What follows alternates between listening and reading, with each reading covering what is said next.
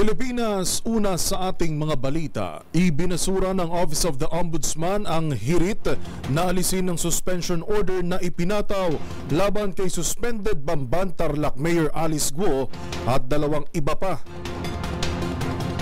Paglilinaw ng Ombudsman, hindi parusa ang suspensyon at isa lamang itong hakbang para matiyak ang malayang investigasyon ng mga otoridad.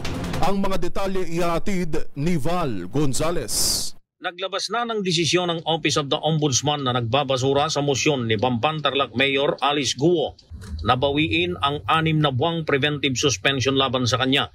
Sa 7 pahinang resolusyon ni Ombudsman Samuel Martires na may petsang June 18, denied ang hiling ni Mayor Guo, Edwin Campo at Aden Sigua. Sabi ng anti-graft body, hindi parusa o penalty ang preventive suspension kundi ito isang hakbang lamang para malayang maisagawang investigasyon at hindi maimpluwensyahan ng mga nadadawit ang kaso. Git ng Ombudsman. Sa ngayon ay malakas ang mga ebidensya na gagamiting batayan laban kay Mayor Guo, lalo nang magpapatunay na business interest nito sa Baufo Land Development Incorporated na nagmamay-ari sa 7 hektaryang lupain kung saan nakatayo ang ni-raid na mga illegal na pogo.